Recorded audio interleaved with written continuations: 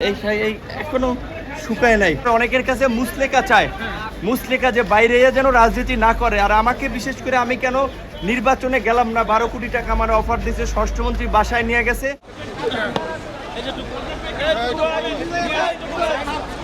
আমার কথাটা বলেন যে নিয়ে আসছে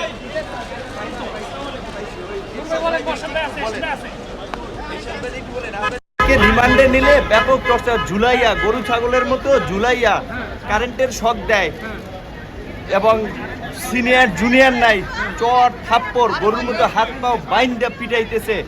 বারবার রিমান্ডে নিলে আরো টর্চার করবে। আপনারা আইনগতভাবে বলেন, রিমান্ডে নিলে যে রিমান্ডের যে নির্দেশনা, যে একজন ম্যাজিস্ট্রেট রিমান্ডে একজন ম্যাজিস্ট্রেট যে উপস্থিত থাকা অবস্থায় যে কথা বলবে সেইভাবে ব্যবস্থা করতে, টর্চার করে সবাইকে ব্যাপক মাত্রায় যেন রাজনীতি না করে। অনেকের কাছে মুসলেকা চায়, মুসলেকা যে বাইরে যেন রাজনীতি না করে। আর আমাকে বিশেষ করে আমি কেন নির্বাচনে গেলাম না, 12 কোটি টাকা আমার অফার দিয়েছে, স্বরাষ্ট্রমন্ত্রী বাসায় নিয়ে গেছে, তারপর আমি কেন নির্বাচনে গেলাম না, শেখ হাসিনাকে নিয়ে গালিগালাজ করি, বক্তব্য দেই সরকারকে নিয়ে। এই কারণে আমাকে যারা ছাত্রলীগপন্থী অফিসার তারা ইচ্ছা মতো ফুটবলের মতো, আমি একটা ফুটবল ডিবি কার্যালয়, আমি একটা ফুটবল ছিলাম, এইটুকু আপনাদেরকে বলি। এখনো যদি আমার প্রস্তুত শরীর এই যে দাগ এখনো এই সাথীও শুকায় নাই, এই এখনো শুকায় নাই।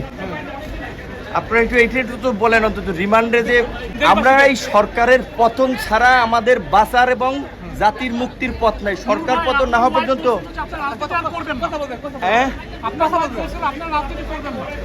আমাকে তো বাঁচতে দিবেন, আমাকে বলছে পঙ্গু করে দিবে ইলিয়াস আলীর মতো।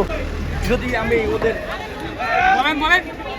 আমাকে বলছে যে পঙ্গু করে দেবে, আমার মতো দু একজন নূর না থাকলে তাদের কিচ্ছু হবে না। আমি শুধু এইটুকু বলি যে আমার শারীরিক পরীক্ষা করা দরকার, চিকিৎসা করা দরকার। আমার ইনজেকশন পুশ করছে, এটি কি স্লো পয়জন?